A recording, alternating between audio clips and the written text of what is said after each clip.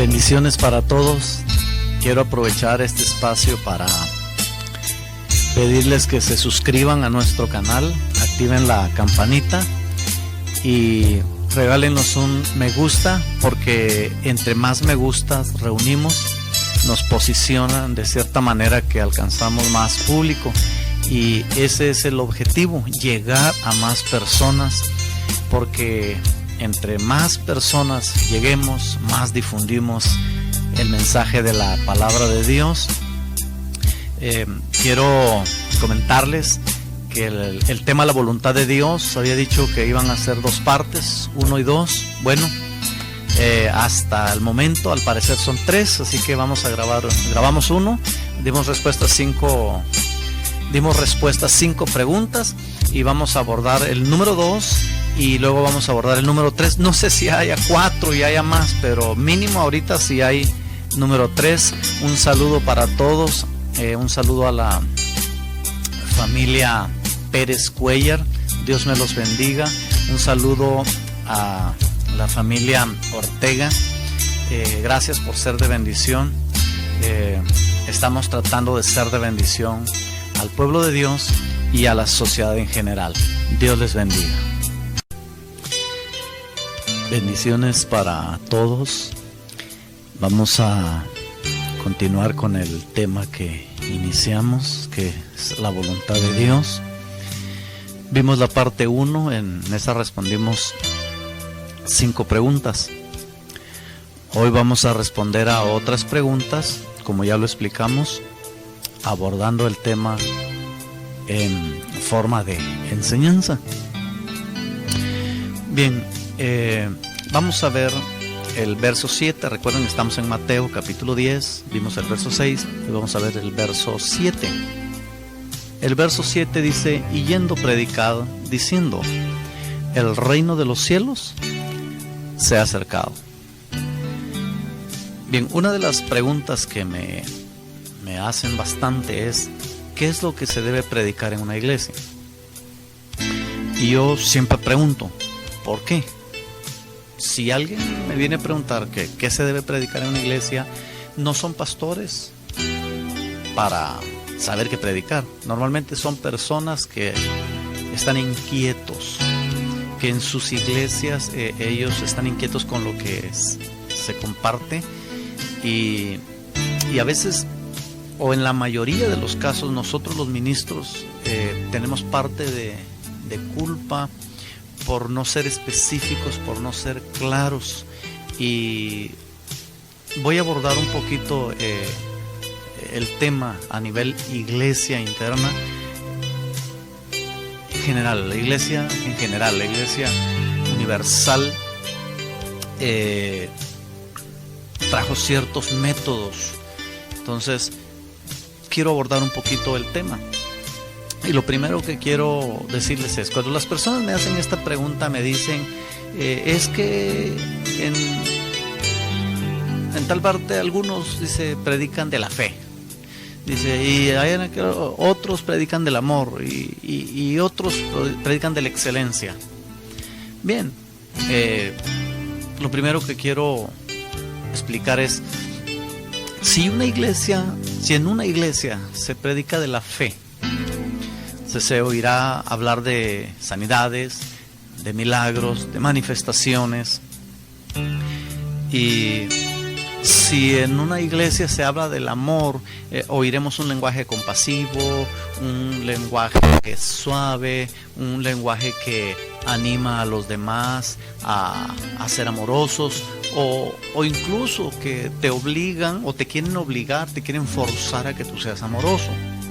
Entonces, y en lo tercero, la excelencia. Son muy, pero muy pocas las iglesias donde se usa este lenguaje, el lenguaje de la excelencia. Les voy a decir por qué. Porque la iglesia sufrió de ciertos mecanismos en los que las cosas se hacían porque se tienen que hacer. Entonces, cuando las cosas se hacen porque se tienen que hacer, no hay un objetivo a lograr. Ejemplo, yo como músico, no muy bueno por cierto, yo creo que las iglesias deben invertir económicamente para que el sonido sea decente. Si no llegamos al punto de excelencia, que sería lo óptimo, mínimo algo decente, porque un mal sonido es un atentado fuertísimo contra la adoración, que es algo que se debe atender en las iglesias. Entonces las iglesias, la mayoría de iglesias que yo conozco, cuando tú visitas, tú te das cuenta que tienen unas bocinitas de carro. Sí, tienen unos cajoncitos, tienen unas bocinitas de carro, tienen un aparatito así chiquito que casi no se entiende lo que dicen, y si el predicador invitado grita, satura y no se oye nada, o que lastima el oído de las personas. Entonces, algunos dicen que le bajen. No es que le tengan que bajar, sino que el sonido es malo, es pésimo. Entonces, cuando tú pones un sonido adecuado, cuando tú llevas a una persona que sepa de esto, pero que sepa de verdad, entonces la persona verá el local, te va a preguntar cuántas personas se reúnen, y va a decir, porque el sonido, las personas absorben el sonido, y te va a decir, bueno, mire, aquí ocupa un par de bocinitas de 10 pulgadas, de 12 pulgadas, con unidades de tal, y te va a decir las características, y con estas bocinas usted necesita un amplificador así, usted necesita una mezcladorcita, usted necesita un ecualizador para hacer que el sonido sea lo más agradable posible. Entonces, cuando no se tiene eso, no podemos decir que tenemos excelencia en la iglesia. La otra es, hay iglesias que todavía tienen bancas. Entonces, tenían unas bancas que era la mitad del ancho de la iglesia. Entonces era muy, muy incómodo. No incómodo para estar, no, incómodo para acondicionar. Normalmente las iglesias tienen 20 bancas, pero tienen 12 personas. Entonces podrían quitar las bancas o quitar la mitad de las bancas y poner sillas, porque las sillas son más prácticas. Entonces, cosillas como esas hacen que no tengamos una excelencia. Eso es en lo físico y en lo técnico. De la misma manera, en lo espiritual, al momento de hacer algo, nosotros debemos buscar que haya una excelencia. Si no llegamos al punto de la excelencia, cuando menos hacer algo que sea decente. Entonces,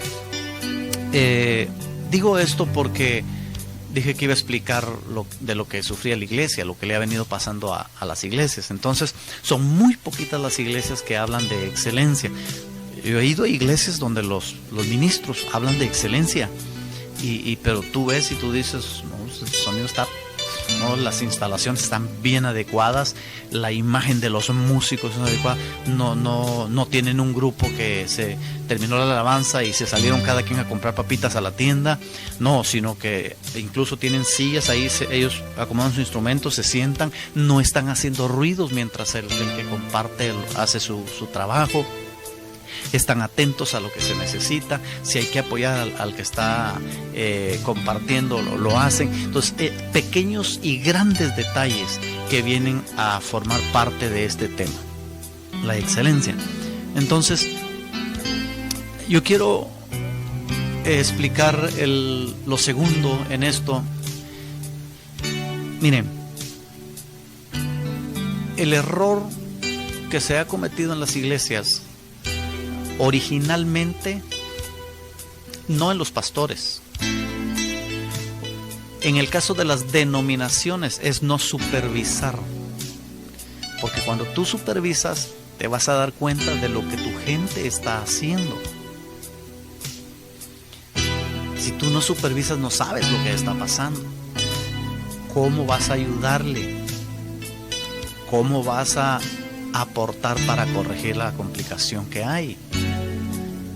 Lo segundo son los pastores, porque ellos piensan que está bien lo que están haciendo, porque así les enseñaron, porque es la imagen que traen, porque en la iglesia de la que ellos salieron, ellos veían que su pastor así lo hacía, que su pastor se paraba y decía, la presencia de Dios no necesita de sonido, no necesita de esto, y se escudan en eso para no hacer bien las cosas. Entonces la sociedad nos ve y dice, ay no, qué deprimente, ay no, que esto, que aquello. La verdad, la gente no quiere.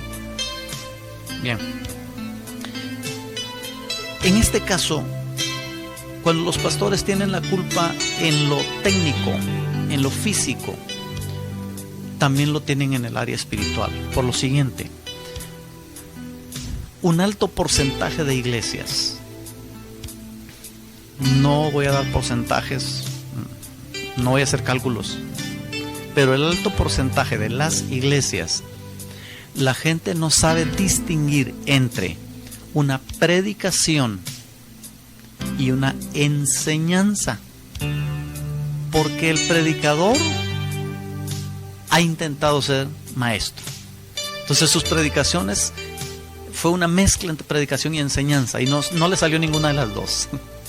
Y el maestro quiso ser predicador y no le salió, y fue igual, una mezcla entre predicación y enseñanza. Lo primerito que hay que distinguir es, una cosa es una predicación y otra cosa es una enseñanza.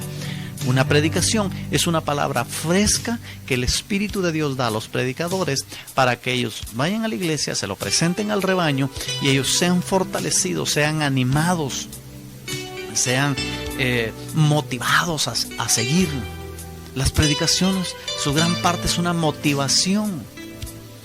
La enseñanza es para formación.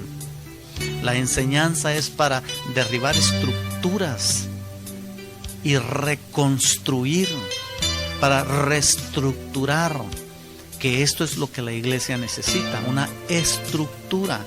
Entonces, cuando una iglesia tiene una estructura, las personas identifican que es un predicador que vino y predicó. La mayoría tratan de meter consejos en las predicaciones.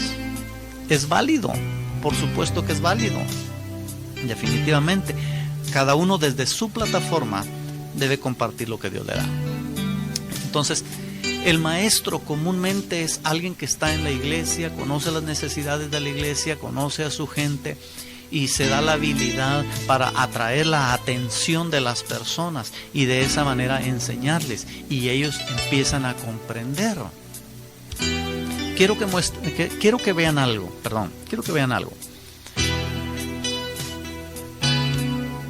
Jesús llama a sus discípulos y los envía. Jesús no los mandó a enseñar. Jesús era el que enseñaba. Jesús los mandó a predicar. Dice, y yendo, predicad diciendo, el reino de los cielos se ha acercado. ¿En qué radicaba la predicación? En anunciar que el reino de los cielos se había acercado. Obvio, no era la frase tal cual la leemos. Giraba en torno a el reino de los cielos se ha acercado. Juan hace una declaración y dice, atrás de mí o pronto va a aparecer una persona, dice, que está poderosa. Él está anunciando, él está preparando el camino. Los discípulos iban y preparar el camino. En otro pasaje dice, y los discípulos iban, dice, a predicar a los lugares en donde Jesús iba a ir, es decir, iban a preparar. Entonces nosotros debemos entender que el primer mensaje que la iglesia debe adoptar es anunciar el reino de los cielos se ha acercado. El gobierno del cielo se ha acercado a nosotros. Tenemos un gobierno que está tomando el control y nosotros debemos someternos bajo ese control. Ese control lo ejerce Jesucristo, porque Él es el Rey de Reyes y Señor de Señores. Muy bien. Entonces, quiero que vean otro detalle. Aquí, al menos en este pasaje que estamos considerando, no aparece la imagen de la iglesia. Jesús envía a sus discípulos, pero no aparece la imagen de la iglesia.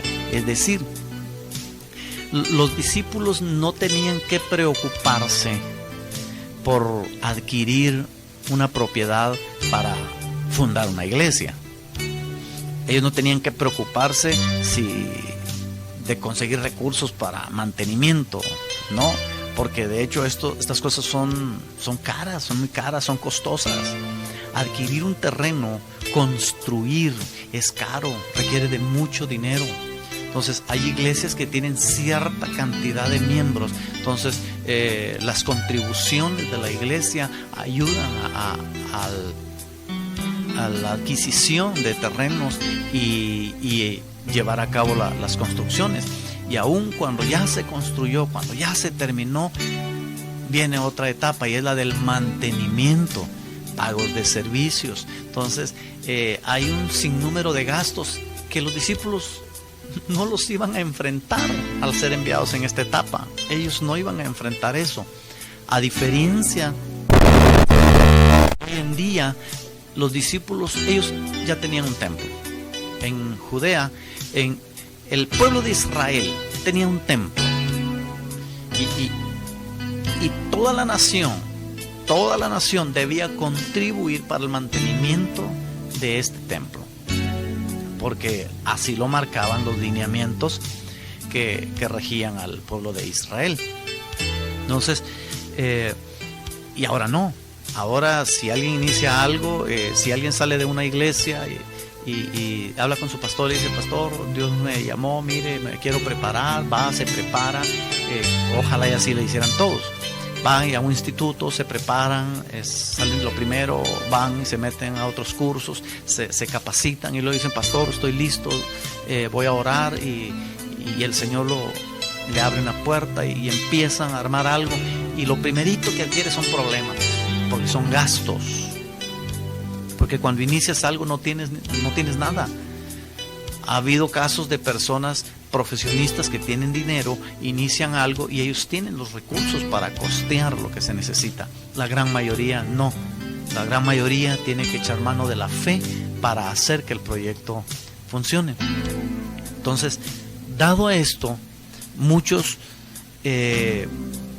ministros ven lo que sucede, se dan cuenta que o compran una bocinita para la iglesia, o le compran zapatos a sus hijos. Entonces es obvio, yo aconsejaría esto: que primero le compren los zapatos a sus hijos, que primero provean el alimento de su familia, que primero vean por el bienestar de su familia, porque si ellos limitan a su familia por darle a la iglesia, llegará el momento que los hijos no van a querer nada con la iglesia, no van a querer nada con Dios, porque ellos ven a algo y alguien que les quitó lo que era de ellos, que les quitó aquello con lo que ellos pudieron vivir medianamente mejor. Entonces, y la gran mayoría perdió el amor, perdió el objetivo, perdió la motivación. Y esto es lo siguiente: todo aquel que hace algo a favor del reino lo hace para Jesús. Jesús dijo: el que no es conmigo, contra mí es. Y el que no es contra mí, pues es con nosotros. Es obvio. Todo aquel que hace algo a favor del reino es para Jesús. La gran diferencia es entre unos y otros es la motivación. ¿Qué es lo que te motiva para hacer algo? Entonces, la motivación nos lleva a tener una iglesia en muy malas condiciones, en todos los sentidos, o a tener una iglesia que, aunque sea poquito, pequeño, pero que diga: mira qué bien adaptadito lo tiene. Yo he ido a lugares pocos, muy pocos, pero he ido a algunos lugares donde he dicho: mira, el lugar está bien pequeñito, pero tiene bien adaptadito, no, cada cosa está en su lugar, está todo bien arregladito y da gusto. Y he ido a lugares donde miro lugares grandes, porque yo digo: tanto lugar, tanto esto, ¿para qué construían esto de este tamaño? Si no tenían la fe que esto iba a crecer, porque mejor no lo hicieron a la mitad y arreglaban bien. Entonces, aquellos que han entendido que las cosas se hacen con excelencia, le enseñan a su gente a que se haga con excelencia. Entonces le van dando esa estructura que se tiene que hacer con excelencia. Su gente va a aprender a hacer eso y se va a levantar una generación. Lastimosamente es una generación que va muy lento, pero es una generación que va a avanzar. poquito a poquito esa generación va a avanzar, porque las personas aprenden que se debe hacer con excelencia. Número 1, para nuestro Señor Jesucristo. Número 2, para la iglesia, porque son hijos de Dios, son hijos del Dios Altísimo. Y número 3, porque cada lugar que se construye es una casa de oración y adoración. Entonces, de preferencia, debe ser con excelencia.